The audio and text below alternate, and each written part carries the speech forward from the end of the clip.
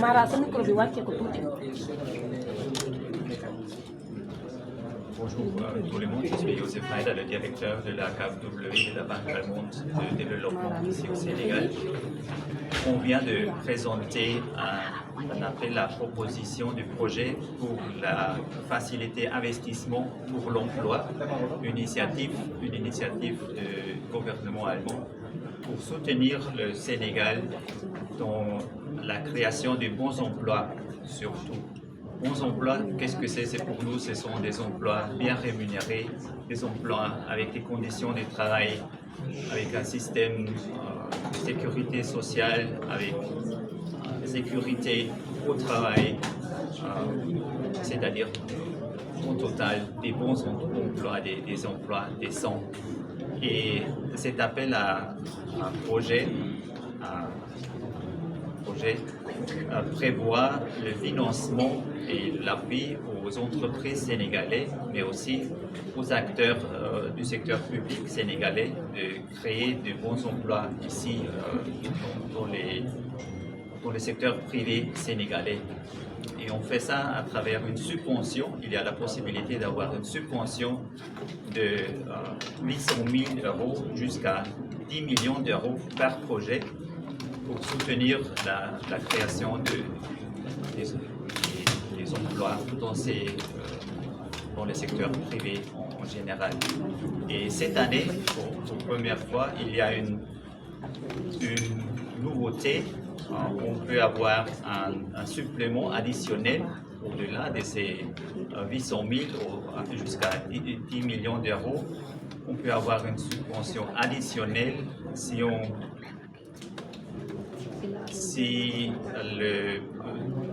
l'entreprise propose des mesures et des mesures surtout pour générer pour créer des emplois qui peuvent être intéressants aussi pour des entreprises allemandes. Parce qu'en Allemagne, on a une pénurie de travailleurs qualifiés, vraiment des emplois qualifiés dans quelques secteurs. Et avec cette proposition cette année, on essaie aussi d'avoir une situation gagnant-gagnant, c'est-à-dire qu'on veut créer des emplois ici au Sénégal, mais dans des secteurs où peut-être il y a des possibilités de travail aussi en Allemagne. Et c'est par exemple le secteur de la construction, ça peut être l'industrie métallurgique et d'autres secteurs. Et on cherche, on a identifié des secteurs où il y a une nécessité de créer des emplois ici au Sénégal, mais en même temps en Allemagne. Et on espère qu'on va essayer ça. Si ça fonctionne, on verra. Mais le but principal de cette initiative, c'est clairement gérer et créer des emplois, des bons emplois ici au Sénégal. Alors tout à l'heure, dans mon propos, j'ai saisi la facilité IFE, il s'appelle cette facilité, et jusqu'à 10 millions d'euros, mais c'est seulement une partie du financement total, c'est-à-dire l'entreprise sénégalaise qui veut cet argent doit apporter, ça dépend du type de projet, plus ou moins la moitié de ces financements. Et la coopération allemande donne l'autre moitié dans ce cas-là. Mais ça dépend du type de projet. xam naa ne bu ñu tënkoo si wolof rapidement comme ni ko directeur waxee man maay Djibril Maguette Mbengue man maay point focal KfW si projet bi nga xam ne moom la ñu tuddee investissement pour un emploi.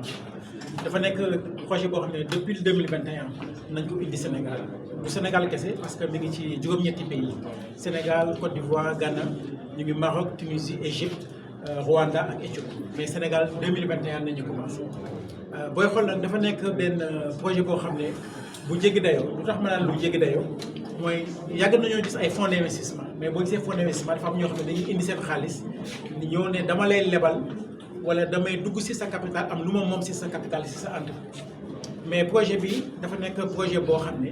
fonds bi bu ñëwee danaan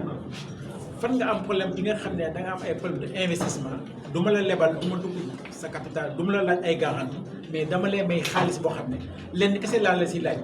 mooy nga créer ay emploi ak nga former jeune loolu kese la donc loolu tax mu nekk projet boo xam ne dañu naan un projet vraiment innovant et li tax aussi mu gën a am solo mooy dafa nekk projet boo xam ne du xaalis bu tuuti booy xool montant bi nga xam ne moo gën a tuuti dafa nekk pratiquement lu ëpp genn wàllu milliard 525 millions de francs CFA mooy 800 000 euros te mën a dem ba juróom-benni milliard ak genn wàll yoo xam ne le gouvernement allemand mën na ko may entreprise mu nekk entreprise publique comme entreprise privée pour ñu mën a créer ay emploi damay joxe benn exemple boo xam ne exemple bu simple la boo xam ne bëgg nañu suñu njiit yi gën ko dégg pour mën a gën a ñëw si fond gis nga boo amee nekkee maire wu benn commune nga am benn commune boo xam am nga espace boo xam ne danga nekk fa am ay entreprise yu ñu ne ñu de fii bëgg nañ fee ñëw mais dañoo xam luñ fi ñëwee parce que amul électricité amul tali amul ndox mbalit bi amul nuñ ko traité boo amee benn projet boo xam ne mairie bi bu indee projet boo xam ne dafa wane ne loolu lépp mën na ko financer qu'est-ce qui va se passer bu dee projet bi dafa nekk 10 millions d'euros muy 6,5 milliards coopération allemande danaan 90% yi mën naa la ko jox mën naa la ko may nga wut ci ay tali mais bu ma jox la ko il faut nga wan ma ne buñ demee ba financer loolu lépp entreprise dina ñëw installé wu sa zone entreprise bu ñëwee dinañ créer ay emploi donc dafa nekk loo xam ne lu xaw a doy waar la ko parce que 90% lañu wax si subvention ma jox beneen aspect boo xam ne man bu ma amee sama entreprise ma ne man de am naa sama entreprise maa ko moom lépp lu ci génn maa ko moom maa sama njaboot mais xam naa ne bu ma amee ñu ma jàppale jéem naa wut si banques yi mais dafa xaw a métti si banques yi bu ma amee ku ma jàppale mën naa créer 200 300 emplois kii bi dañ naan coopération bi dañ naan boo ma wanee ne mën nga créer 200 300 emplois boo ma wanee yow foo bëgg a dugal si sa investissement yi bu dee da ngay tabax wala bu dee da ngay jënd ay équipement et cetera projet bi bu nekkee 1 million d'euros wala ëpp na loolu man 25% yi dama la koy may dama la koy jàppale donc bu ma la ko jàppalee nga jënd si ay investissement mën nga jël investissement équipement yooyu dama yóbbu si banque bi man de lii maa ko moom léegi est-ce que mën naa ci sukkandiku pour yow banque bi nga lebal ma pour ma yokk sama capacité de production donc boo koy xool dafa nekk loo xam ne lu benn fonds bu xaw a doy waar la moo tax Sénégal yi bay gëmmuñu ko woon ba léegi dañ daan discuter ak Hicham mi ngi ak sama yeneen collègues yi depuis 2021 dañuy wax ak ñeneen ñu lii laa dafa neex ba nga xam ne xalaatuñu ne li mën a nekk dëgg mais léegi nag mën nañu ne boo leen gisee information yi lay présenté laaj leen diverger ñoom moom dolli ma ñoom mujjee nañu am 2,7 millions d'euros boo xam ne subvention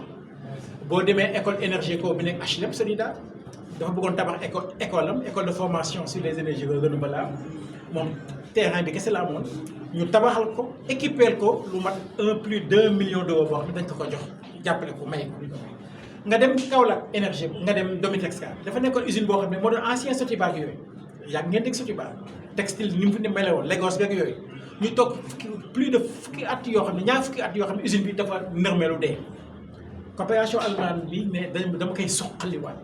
mu nekkoon projet boo xam ne plus de 10 millions d'euros moitié bi 5,7 millions d'euros boo xam ne teg nañ ko sur table bi jënd nañu équipement yoo xam ne sànq rek ñu doon discuter am na équipement yoo xam ne ñu ngi si bateau yi xam naa d'ici mois d'avril premier équipement yi na ñëw pour ñu suqali usine boobu te dafa nekk usine boo xam ne boo ko suqalee usine bi day suqaliku mais li ñu naan la chaîne de valeur ñiy mbay coton ñiy liggéey si yére yi suñu comment dire tailleur yëpp mën nañ ci suqali ce qui fait que en termes de liggéey yi nga xam ne moom la ñuy créé c'est plus de 4300 emplois lu mat ñeenti junni emploi yoo mën nañ ko créé foofu donc lii mooy solo si nga xam ne moom la ñu indi au niveau si kii bi ce fonds spécifique ñu ñaan yàlla nag yéen parce que yéen a ngi fi parce que nit ñi ñu ngi dégg waaye duñu gëm yéen gis ngeen léegi nit ñi mën nañu dem laaj lu xew Laiterie du Berger Dolima lu xew Énergéco lu xew Domitexca et même actuellement ñi ngi xool ay projets yoo xam ne si agriculture si aquaculture yoo xam ne nekk nañu si phase boo xam ne xam naa ne fii ak ay weer yu buñ ko validé nit ñi dañu gën a xam ne secteur d'activité boo gis coopération allemande mi ngi ci dugal loxo donc lii mooy intérêt bi nga xam ne moom lañ leen doon présenté tey. sànq maa ngi lay laaj benn question.